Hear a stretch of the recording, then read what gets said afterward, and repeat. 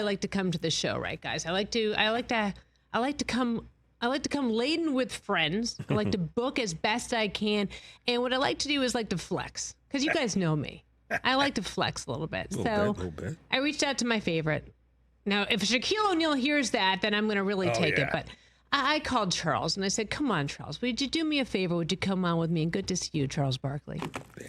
Thank you, babe. Thanks for having me. I appreciate it. Always. Hey, listen, tell Shaquille, I'm doing great. I am doing really well. I had a great summer. Didn't do anything but play golf all summer. So I don't do a lot. I try to stay off the airwaves. And it's obviously going to ramp back up in the next week or so. But I try to stay off television, stay in my lane, and play golf every day. So I had a great summer. Now, you said tell Shaquille O'Neal what? Let's start something here, please. The guy shouldn't be jealous of me, okay? I'm me. He's not. Just deal with it. Just deal with it.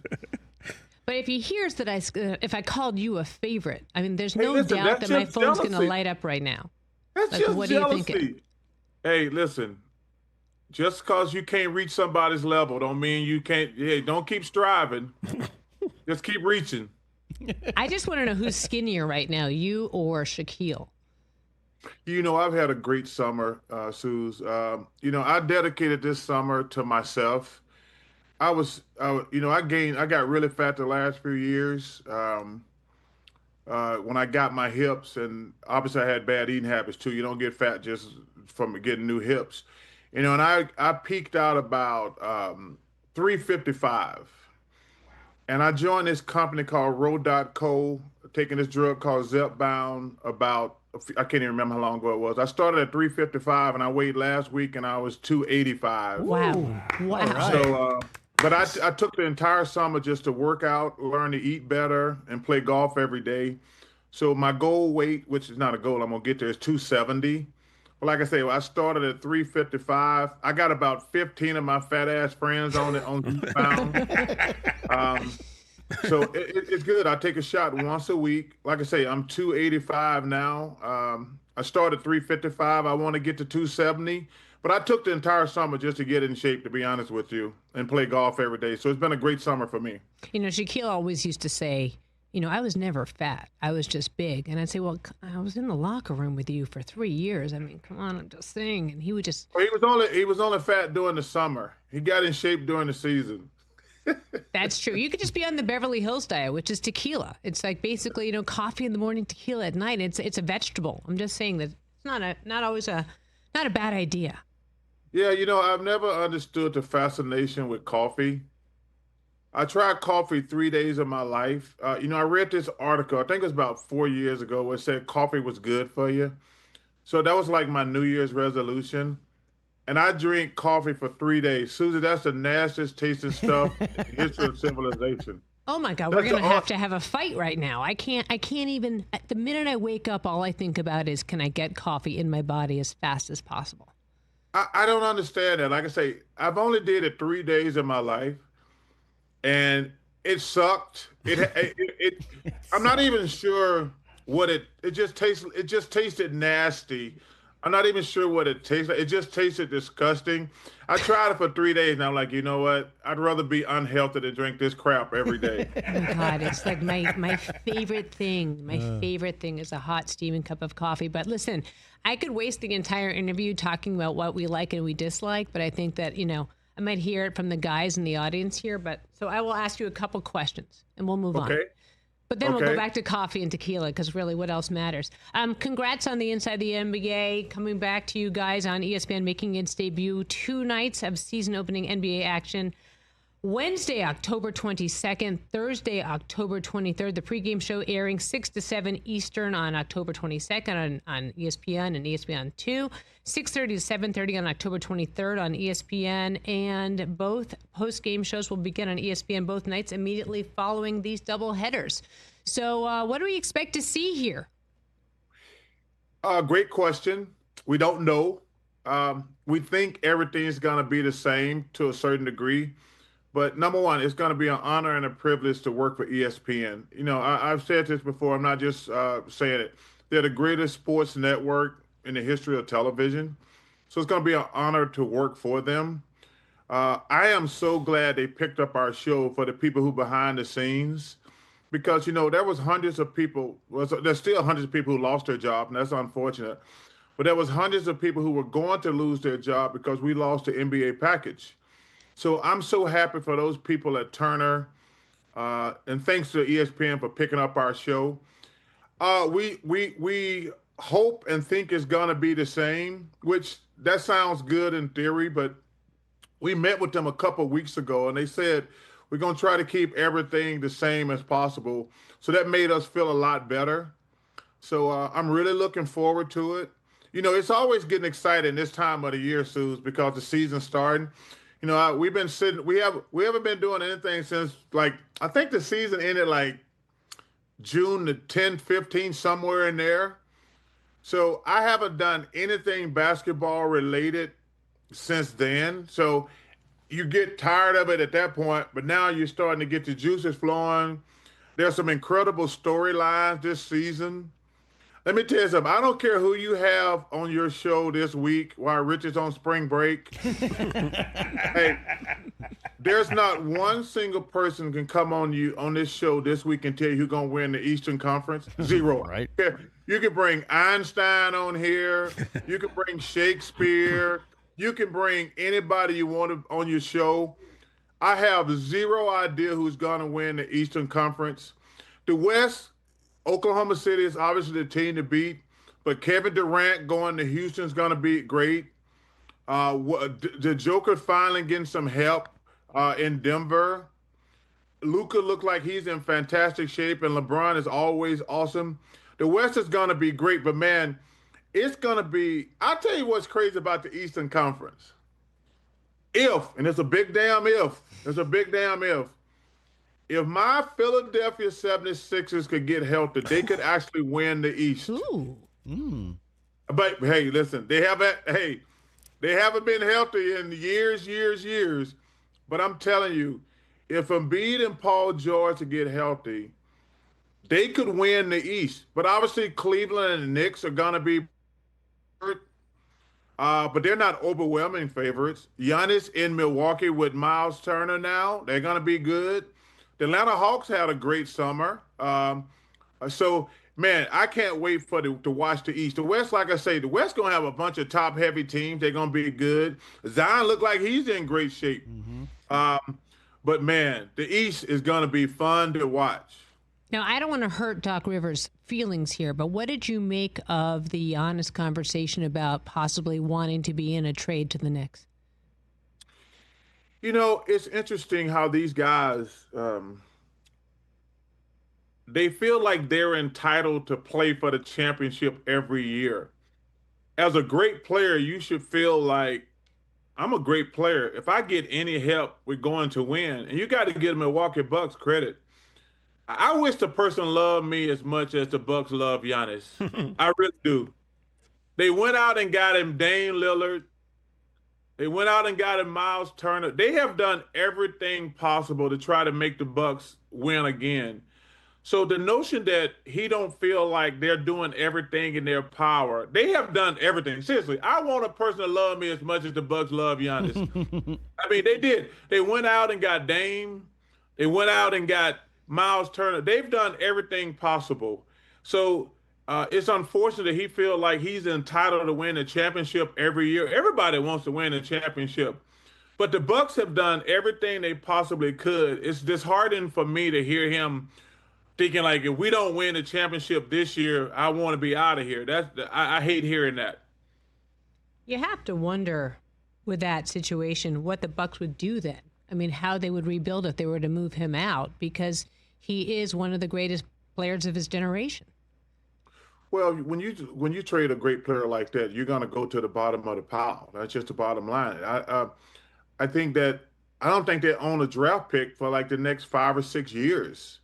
Same thing with my Phoenix Suns. We're going to have to go back to the back of the line because we traded all our assets for Kevin Durant, and that obviously was a complete failure. So I hope he stays in Milwaukee because he's a great player and he's a great kid, too. Great kid. I love everything about Giannis. He plays hard every night. But I just find it fascinating when these guys feel like I'm entitled to win a championship every year, or, you know what, I want to move. I know, but you at the same time you can see the allure to him of playing in New York City. All right, the Lakers are down the street from this studio. I'm curious, have you ever sat out an entire preseason with a nerve irritation in your glute? You know, for the layman's at home, that means your ass hurts, Suzy. You might have some dummies out there who don't know what glute means. Listen, I have no problem with a guy being that old sitting out. He's not going to gain anything in the preseason. LeBron has paid his dues way beyond what he's done for the NBA. And the Lakers, they just got to stay healthy for the playoffs. Doesn't matter what they accomplish during the regular season or anything like that. There's only every year depending on the sport, there's only a few teams that have to win the championship or their season's a bust. The Lakers are on that list. And LeBron at his age, you got to hope he can stay healthy because it's a long season. It's a real long season. So I just think that it's no big deal. But the Lakers, they are going to be interesting because, we don't know what's going to happen. But it's going to be fun watching. That's the beauty of sports. You get to sit back and watch in real time. If I was JJ Redick, I would literally bubble wrap him and basically have an army escort to and from. Why would you even want to see him on the court? You know exactly what he's going to do. Luke is basically working out 27 hours a day. I think what he's doing makes a lot of sense. I mean, right? I'm not wrong here. No, you're 100% right. LeBron, what is he going to accomplish playing 20 minutes in the preseason? First of all, half the guys he plays against ain't going to be in the league in a week and a half. They're going to be working somewhere. So, no, there's no need to play at his age. Now, I think the preseason is great for young guys because when you're a young guy, that's probably some of the best players you're ever going to play against. Even if they don't make the NBA, still going to be some of the best players you ever play against.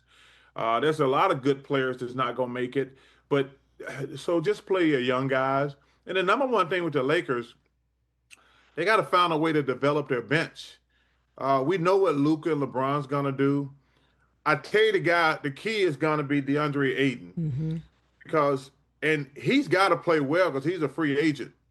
He ran his way out of Phoenix and Portland because he wasn't happy. But, guys like him who going to be a free agent, he's got to play well. If he can't play well with Luka and LeBron, he can't play. I mean, if you can't play well with those two guys as a big guy, because all you got to do is run the floor. You're going to get layups and dunks or alley-oops on the other end. So it's a great situation, but he's going to have to play at a high level because he's going to play good defense behind those guys because LeBron's not a great defender anymore and Luka's never been a great defender. And he's going to make up for their rebounding because the Lakers always put a small team out there. Charles Barkley joining us here on The Rich Eisen Show. I'm Suzy Shuster in for Rich Eisen here on ESPN Radio, presented by Progressive Insurance. Charles, who is the team that we're not talking about that strikes your curiosity? Wow, that's a really good question. I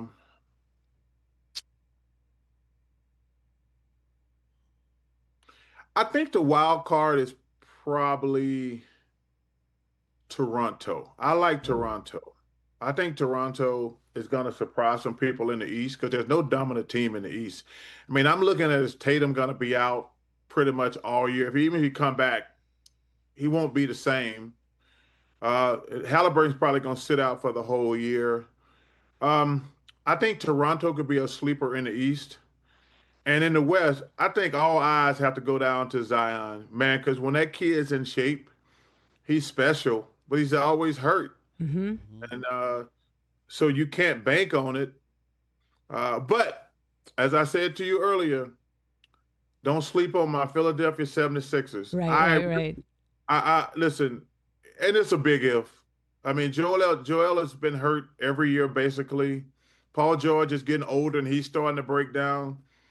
But I'm telling you, if the 76ers could get healthy, you got an MVP in obviously in Embiid. You got an all-star player in Paul George. Maxey is an all-star. The kid from Duke is a hell of a player, McClain. The kid, VJ, they just drafted this year. I like him a lot. the Sixers could be the sleeper team in the East. I'm telling you. All right, you heard it here first on the Rich Eisen Show. That said, you said the very famous word, the important word, if. Yeah. Because God knows we've seen Paul George struggle through so many seasons, and same with Joel, but it's a tough one. That's a very big if. Let me ask you a question about the WNBA. What do you foresee happening between the league and its commissioner? Because, boy, these are dark times for a league that is seeing unprecedented audiences coming to it. Yeah, they need to be very careful. They're walking on thin ice right now, Suzy.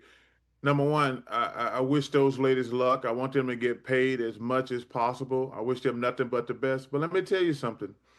I had Michael Jordan, Larry Bird, Magic Johnson. I've had some of the greatest players ever, and we went on strike. Listen, you got to be careful of trying to figure out I know they're doing some great things, but you can't overplay your hand.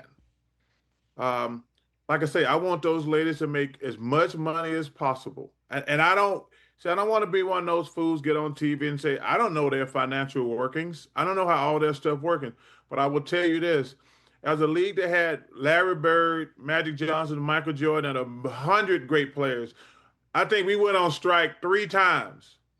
So this notion, just because you got power and talent, these billionaire owners just going to give you everything you want. That's not going to happen. That's not going to happen. So I wish those ladies great success. I hope they get paid what they deserve. But you can overplay your hand. Like I say, in the NBA, we're like, no, we're not going to go on strike. They need us. And I'm like, then I know you know what I was doing, Sue? Sitting my black ass at home, unemployed. These guys, like, I remember sitting in those meetings, they're like, no, they're not going to strike. We too important, blah, blah, blah. When the season started, I was sitting at home playing damn tiddlywinks. And I want to tell the women, like I say, I wish they get as much money as possible. I wish them nothing but the best. But you have to really be careful overplaying your hand. Because, listen, one thing about people who make money, they're never going to be billionaires. Billionaires always have the upper hand on millionaires, okay? No matter how many millions you got, you're not a billionaire. So you always have to be careful overplaying your hand. What you do is you try to make the best deal possible in the moment and keep growing and make it things like that. But you have to be careful overplaying your hand. Well, I got to tell you, there's bad blood. We see it between Collier and Engelbert all the time, and they're playing it out. And Unrivaled gives them a different level of, looks like a little bit of leverage there, but we will watch this, unfortunately, unfold in front of us. See, it's interesting you say that, because I love Nafisa. I was really rooting for her to win MVP this year. So, listen, she's one of the owners of Unrivaled, which we produce. We on our network. If they screw around and go on strike, a bunch of those star players could go to Unrivaled and they could start their own league. So that's actually a point I'm making. This notion, because you got to understand one thing about these negotiations, and I've been in these negotiations. The stars aren't the same with the regular players. Let's get that out the way. The stars are the one who drive the league, but most of the rank and file are regular good players. Mm-hmm. If the WNBA went on strike and all this Asia, Nafisa's already down there, Caitlin, all those girls went to Unrivaled, they could start their own league with their own equity and make 3 times probably the money they're making now. Now, that would screw all the other players in the WNBA, but you have to understand something. And like I say, I've been in these negotiations. Everybody's not on the same playing field. The stars are up here. Then there's some all-stars like right here. But the majority of players in sports are on the bottom rung. That's not an insult. That's just a fact. Most of the players in all sports are on the bottom rung. They're not up there with the superstars or the guys who are great players. Most of those guys, and I'm going to use this, and it's not inside, most of those guys are special teams players in all sports. And that's no disrespect, but to think that we're all on the same level playing field when it comes to salaries, endorsements, and things, we're 100% wrong. I hear you. Since you brought up special teams, before I lose you, let's just talk about football for a second. Who do you like out there right now? Well, I'm an Eagles fan. We got a big game tonight against the Giants. Big game tonight. We haven't played great, but we've been winning. We beat the Rams on a lucky ass play on a block kick. Then it came back to bite us last week against the Broncos. We had the big lead, and we only ran the ball 7 times. We got my cousin, which I'm lying. He's not my cousin. I just claim him because he's great. Saquon. We only ran the ball 7 times. And when you got a 2-touchdown lead, I'm pretty damn sure you should be running the ball. We only ran the ball 7 times. Saquon only ran the ball 7 times. That's terrible coaching right there. You got a 14-point lead. You just run the ball every time. Time's on your side. But I'm a big Eagles fan. Obviously, this is coming off a Super Bowl. We got high expectations. I would really love to see the Buffalo Bills win the Super Bowl because I think those fans deserve it. And I'm a big Josh Allen fan. Or I would like to see Jared Goff because I think that guy gets zero respect around the NFL. Yeah, I'm a big Lamar Jackson fan, but this season's probably gone. He's out right now. He's probably going to miss this week, and they got to bye next week. So this season's probably gone for the Ravens. But I would love to see Jared Goff or Josh Allen win the Super Bowl. Josh is the best. He's probably the best quarterback in NFL right now, in my opinion. And Jared Goff is probably the least respected great player in the NFL. I mean, what that guy does is just win, win, win. And I don't understand why he don't ever get any respect. But no, right now, I love football season. College football is going on right now. This is great. We got Georgia this weekend down at Auburn. It's a must win for us probably because we started out 3-0 and we're on a 2-game losing streak. And Georgia, other than Alabama, is probably our biggest rival. So I'm really looking forward to the Georgia Auburn game. But man, football season's just great. Suzy, I don't do anything on the weekend. I get up first thing in the morning, call my bookie.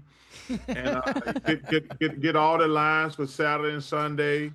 Then I go to the casino, to the sports book and bet. That's all I do. I play golf every day except Saturday and Sunday because I refuse. Because there's no way you can stand over a driver and wonder about the point spread on the game and not shank it. So I play golf 5 days a week, but I never play golf on the weekend because listen. You can't stand over a putt and worry about a point spread. You just got to worry about the break. You got to worry about the break. You can't be worried about, they getting 3.5 or 3? What's your Super Bowl prediction? Really quick. Eagles? No, Detroit line against the Buffalo Bills. Let's go. Bills win their first Super Bowl. Shout out to the great Bruce Smith, Thurman Thomas, Jim Kelly, Cornelius Bennett, and my man Darryl. Oh, man, what's Darryl's last name? Talley. Darryl Talley. Darryl Talley. I used to love those guys. And I'll tell you something about those guys. Probably the most underrated great thing that ever happened in sports because they didn't win the Super Bowl. I think those guys, and it's unfortunate, those guys never got the credit and respect they deserve. To go to 4 straight Super Bowls is one of the great achievements in sports history, but because people won't give them their due because they didn't win one of those Super Bowls. But I think those guys going to 4 straight Super Bowls never happened, probably will never happen again. Yeah. One of the greatest accomplishments in sports history. This goes unclaimed. Charles, you're the best. Thanks for making the time for me. Appreciate it. Can't wait to see you on Inside the NBA on ESPN. Yes. My goat. You're the best. I cannot Thanks, wait. Chuck. Hey, listen, thank you for having me. You know you're my girl. When tell Rich I say hello when he gets back from spring break, okay? I promise I will. And when Rich asks you to come on the show, just say no. I only come on when Suzy's there. Wow. We have a deal. Charles, I love you. Thanks, bud. I love you. Thanks, babe. Take care. See you, Chuck. Hey, you made it all the way to the end. Thanks for that. Check us out every single day streaming live on Disney Plus and the ESPN app 12 to 3 Eastern.